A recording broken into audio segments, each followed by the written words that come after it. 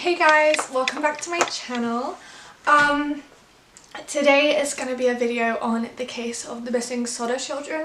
I've been trying to film this video for ages. I filmed it once a year ago and I uploaded it, and then I realised that the sound quality was really shitty, and then I filmed it, like half of it, last week, and then like my sister came home from school and I kind of forgot that I was mid-filming, and then I found all the footage and I was like, seriously, I can't like continue from there on because it will look weird if I have a different outfit on or different makeup or my hair's not the same. So I was like, you know what, I'll just start again. So yeah, that's what today's video is going to be. Please like and subscribe if you haven't already, and yeah, let's get into it. I wanted to start with a bit of background history, and I've got written in my little planning book here like loads of stuff that I need to talk about, so it's probably going to be a long ass video. I just dropped my remote. Let's continue. Regarding the family, they were a family of Italian immigrants and they lived in Fayetteville in West Virginia. And they were a family of, I believe, 10, but one of their children at the time of the incident was away working in the army, so he was one of the older children. But the family consisted of Jenny and George Sodder. They had 9 of their 10 children at home with them on the night of the incident. The whole incident happened on Christmas Eve of 1945, so it was quite a while ago now. Technology wasn't as great, so I'm not like saying anything mean about the police department or the fire brigade that were there or anything. I'm just basically saying what I know and giving you the facts that I found, and gonna let you guys debate it in the comments. So I'm going to give you a bit more background information on George Sodder to start with. So he was a businessman, I mean the family were like middle working class, I'd say. Like they weren't upper class, but they had a decent house and they provided for their children absolutely fine and they had good lives. But George had a very strong political opinion basically on Mussolini, who was leader of an Italian fascist party back in 1945. And George's boss, who was called Fiore Giannattolo, disagreed with his views. So I don't know if this is actually relevant to the case, but I thought it was interesting to bring up because his boss didn't agree with his opinions. It was known that they'd had arguments about it in the past. As well as this, it was also found out after the incident and things like that, that George's boss, Fiore Giannattolo, had increased George's mortgage because that was who owned his house. His boss owned his house and it was part of like his job kind of thing. He got the house with the job. His boss had increased his mortgage from $1,500 to $1,750, which back then that was a lot of money. And obviously mortgages nowadays are way more expensive than just £1,500, but back then that increase was a lot. And George didn't know about this until after, when the police told him that his boss had actually done this and he didn't know. So basically he owed his boss more money without being informed or agreeing to it or signing any kind of contract basically. As well as this, 60 days before the fire, Fiore Giannattolo came to George's house and had tried to trick him into signing a life insurance policy. And George had basically said no, and this hadn't gone down too well with his boss, and his boss had basically said to him, and I've got it written down here, his boss said, what did he say? Your goddamn house is going up in smoke and your children are going to be destroyed. But obviously George dismissed this. I don't even know if he spoke to Jenny about it, but he dismissed it, didn't think anything of it, and they went along with their daily lives. Moving on, a month before the fire, a suspicious individual, is what I found online, that's all they called him, had turned up at George's house and had been like fiddling around with their fuse boxes. And George obviously went out and said, you know, what are you doing? We've had our fuse boxes checked. And this man basically said that they would cause a fire someday, even though the power company had checked them prior to this and they'd been deemed safe. And George thought that was a bit strange, so he was just like, what the heck? Like, didn't think anything of it though. Like, they only mentioned this after the fire because obviously they didn't think we're gonna actually have a fire. Like, they just kind of dismissed it like anyone else would. Like, you don't think that anything horrible like that could happen to your family. So going back to the actual evening of the fire, which obviously is a really tragic event, so please be like, what's the word? kind and respectful in the comments, because I do believe that one of the Sodder children, or yeah, I think one of the Sodder children, the youngest one, is still actually alive today and is still campaigning to find out what happened to her siblings. So please be respectful in the comments, and if you know any information, I'll leave contacts below where you can contact the police department in Fayetteville, West Virginia. The fire was said to have broken out at 1:30 a.m. and then at 12:30 a.m. Jenny said that she heard the phone ring downstairs, so she went down to answer it, and when she did, she could just hear muffled laughter, and she assumed it was like a prank call or someone had missed out their number, and so she didn't think anything of it. But her daughter, who was her daughter? Which daughter was it? Marion was asleep on the sofa, which it was Christmas Eve. She'd let the kids stay up a little bit later than usual, so that wasn't strange at all. Her daughter was just asleep on the sofa, so she turned all the lights off, put a blanket over her, and then went back up to bed. After being in bed for about 10 minutes, Jenny reported hearing a loud thud and a rolling noise. And then she kind of dismissed it because they lived on a farm. There were lots of noises, animals, creaky sheds or whatever, you know, like you would just dismiss it. So she did. And then shortly after, she started to smell an odd odour and she could see smoke coming under her bedroom door. So immediately she grabbed the youngest child, woke George up and ran out of the house screaming for the other children to follow. But when they all turned up outside the house... I'm really sorry, my dog's chasing a fly. Yeah, when they turned up outside the house, when they'd all gotten out, there was only George and Jenny and 4 of their children. So obviously, naturally, they started screaming their other children's names. And I do believe the missing children are Maurice, who is 14, Martha, who is 12, Lewis, age 9, Jenny, age 8, and Betty, age 5. So they were screaming their names and they didn't hear any reply, which I don't believe is unusual because from a fire you can get, I think it's carbon monoxide poisoning from the smoke. Yeah, you can get carbon monoxide poisoning from the smoke, and that would have knocked them out unconscious, so they wouldn't have been able to reply. Or, I know it's tragic, but they could have actually already been dead at that point anyway from the fire itself.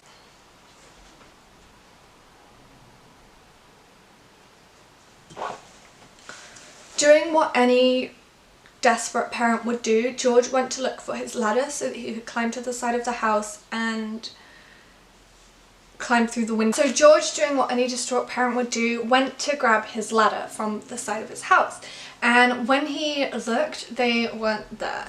So that's strange in itself, because obviously he was going to try and climb through the upstairs window because the fire had progressed so much that the entire house was alight, and the quickest way to rescue the children would have been to go through their bedroom windows directly. So with that attempt failed, he went to grab his coal trucks because he had 2 from work, I guess, and none of them would start because his idea was to pull them up alongside the house, climb on top of them, and then get through the bedroom window. But none of the trucks would start, and it was later discovered by the police that part of the engines had actually been removed, so it would have been impossible for George to even like hotwire the cars or like get them to start that way because the engines had been removed. With all these attempts failed, Jenny decided to walk to their neighbour's house, which was quite a while away because the houses back then weren't like estates as we know them now. They were more like secluded, like farmhouses down lanes and things. So Jenny went to their neighbours and called the fire brigade, but no one answered. So then George ran to the nearest tavern and located F.J. Morris, who I believe was the fire chief at that point in time. And he started a tree calling system where he'd call one firefighter, then they'd call another, and eventually they'd all meet at the scene of the fire. But this only ended up happening at 8 a.m. and by then the house had burnt literally down to the ground. It was just hot ash and embers left, and yeah. They had to wait a couple of hours that morning before they actually searched the ashes for remains of the children because it was still so hot and the fire had obviously only just happened. But F.J. Morris said that it was most likely caused by faulty wiring, which obviously 2 people had said that to George prior to the incident. So, I mean, it could have been that, but then was F.J. Morris paid to say that? Like, there's so much interesting, weird evidence that goes along with this case that I'm going to get into now. The weird thing about this case, and the main reason that it's still ongoing, is the fact that no remains were found in the ashes of that house. The children that were still in the house were never found. Their remains weren't found. There was no evidence that they were even in that house when it caught fire, basically. Another piece of evidence as well is that utensils from the house were found, so like saucepans, things like that, just parts of the house are still remaining. Even things that were wooden were still like within all the ashes and stuff. So if there were going to be bones, they would have been found. And I do think, actually, I've got written here, a member of the crematorium in Fayetteville had said to Jenny after the incident that he worked in a crematorium and basically a body had to be burning for 2 to 3 hours at 1000 degrees for the bones to be entirely cremated. And he explained to Jenny that the average house fire actually burned at 590 degrees Celsius, and so if the children were in that house at the time, then their bones would have still been identifiable and taken as evidence, basically. They would have been found, essentially.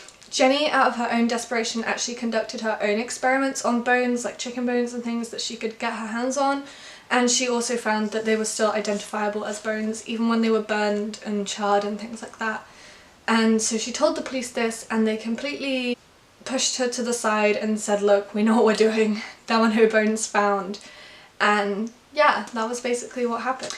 Now I'm going to go into a bit more information on witnesses and things like that, because we have 2 accounts from 2 different people. One was actually a bus driver, and he said that he saw balls of fire, is how it's written. He said that he saw balls of fire being tossed onto the Sodder's house at around 1 AM when he was driving back from work. And what I found weird about this is that if you saw that happening, wouldn't you have gone to the police? Wouldn't you have called the fire brigade? Wouldn't you have even gone to the house and saw what was up and like tried to help them? But he didn't. He literally did nothing. And I just think that's so awful that someone wouldn't help. Like, I don't understand that at all. But he only came forward around 2 weeks after the initial investigation began, which I think is weird as well, because if you'd seen that, wouldn't you have gone like immediately and spoke to someone about it? But he didn't. Another witness said that they saw 2 men by the names of Dave Atkins and Lonnie Johnson. Laurie? I'm going with Lonnie because it looks like I've written an N. Saw 2 men stealing block and tackle, which was used to remove car engines.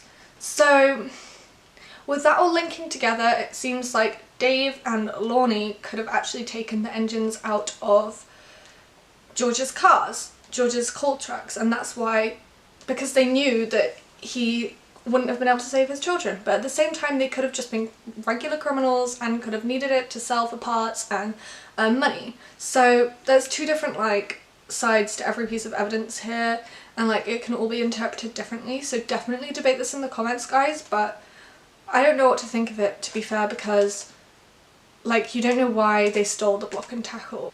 As well as this, because the witness mentioned their names, they were questioned, but it was never taken any further because they said, yeah, we did steal the block and tackle, but they couldn't get it out of them why. Probably because it was for some kind of... it was a theft, like they didn't want to go to prison, so they just admitted it and moved on, basically. That's all I can kind of gather from this. When Lonnie was questioned, it also turned out that he was the one that went to George's house and was fiddling with their electricity box, and he admitted that he may have accidentally cut the phone lines.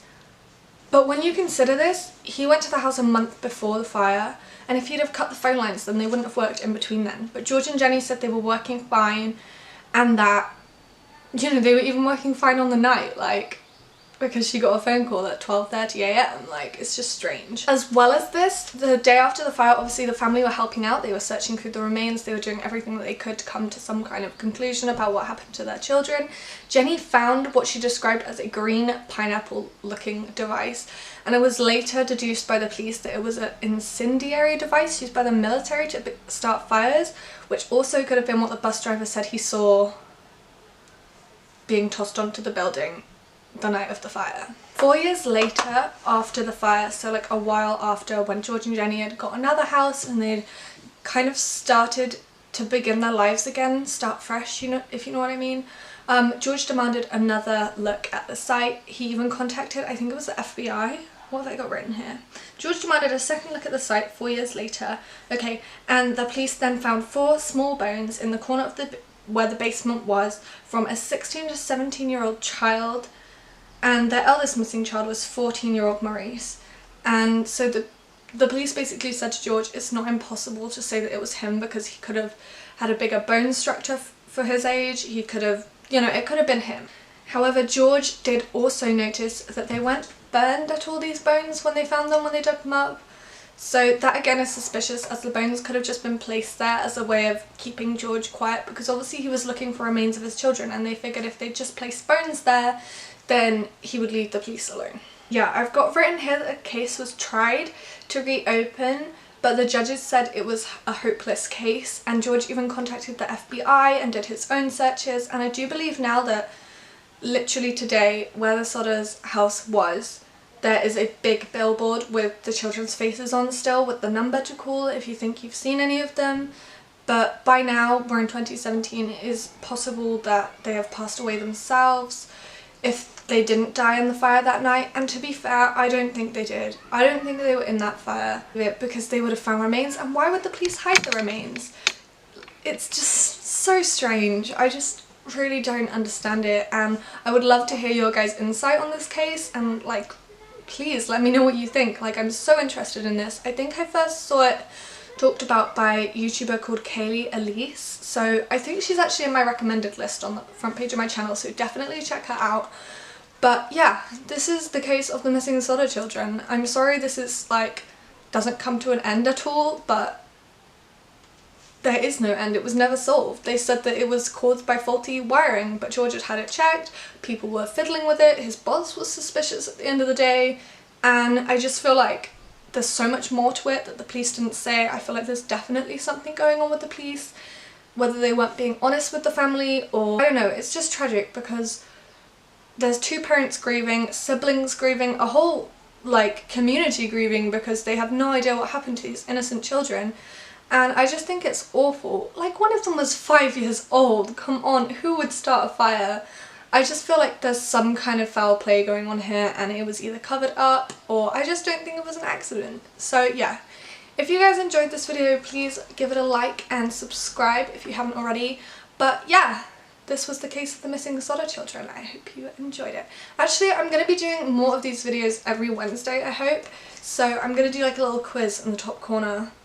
But yeah, I hope you guys enjoyed this video, and I will see you next week.